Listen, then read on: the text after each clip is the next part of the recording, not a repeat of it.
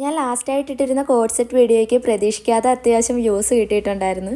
അപ്പം ഞാൻ അന്ന് യൂസ് ചെയ്തിരുന്ന സ്ലിറ്റഡ് ഹാൻഡ് സ്ലീവ് എങ്ങനെയാണ് ഈസി ആയിട്ട് സ്റ്റിച്ച് ചെയ്യുന്നതെന്നാണ് ഈ വീഡിയോയിൽ കാണിക്കാൻ പോകുന്നത്. നമ്മൾ സാധാ കട്ട് ചെയ്യുന്ന പോലെ തന്നെയാണ് സ്ലീവ് കട്ട് ചെയ്യേണ്ടത്. അതിൽ നീളം മാത്രം 2 ഇഞ്ച് ഒന്ന് കൂടുതൽ എടുക്കണം. 2ഓ 2.5ഓ നിങ്ങൾക്ക് എത്രത്തോളമാണ് മടക്കേണ്ടതെന്ന് വെച്ചാൽ ആ ഒരു ഇഞ്ച് 2 ഇഞ്ചാണ് ഞാനിവിടെ എടുക്കണം. 2 ഇഞ്ച് കൂടുതൽ എടുത്തിട്ട് അതിൻ്റെ അറ്റം മാത്രം ഒന്ന് മടക്കി അടിച്ചു കൊടുക്കണം.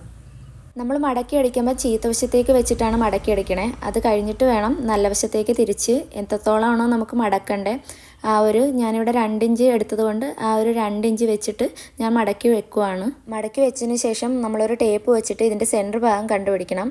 സെൻറ്ററിൽ ഒരു മാർക്ക് ഇട്ടിട്ട് അതിൻ്റെ റൈറ്റിലോട്ടും ലെഫ്റ്റിലോട്ടും നമ്മളൊരു 1/2 ഇഞ്ച് മാറ്റി മാർക്ക് ചെയ്യണം. ആ മാർക്കുകൾ രണ്ടും സെൻറ്റർ പോയിൻറ്റിലേക്ക് വരച്ച് ഇതുപോലുള്ളൊരു വി ഷേപ്പ് കിട്ടും. നമ്മൾ എന്നിട്ട് ആ ഒരു വി ഷേപ്പിലൂടെയാണ് സ്റ്റിച്ച് പോവേണ്ടത്. എന്നിട്ട് ഇതിൻ്റെ സെൻറ്റർ ഭാഗം കട്ട് ചെയ്തിട്ട് ഈ തുണി മറിച്ചെടുക്കണം.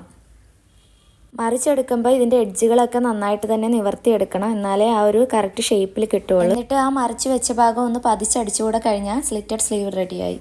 അപ്പോൾ ഇത്ര ഈസി ആയിട്ട് സ്റ്റിച്ച് ചെയ്യാവുന്ന ഈ സ്ലീവ്സ് എല്ലാവരും ട്രൈ ചെയ്യുമെന്ന് വിചാരിക്കുന്നു. ഇത് ഷോർട്ട് വീഡിയോ ആയതുകൊണ്ട് ഞാൻ അത്യാവശ്യം സ്പീഡിലാണ് ഇതിൽ പറഞ്ഞു പോകുന്നത്. ഞാൻ ഉടനെ തന്നെ ചാനലിൽ ഈ കുർത്തിയുടെ full cutting and stitching video upload ചെയ്യുന്നതാണ്. അപ്പം അത് നോക്കിയാൽ നിങ്ങൾക്ക് ഡീറ്റെയിൽ ആയിട്ട് മനസ്സിലാവും.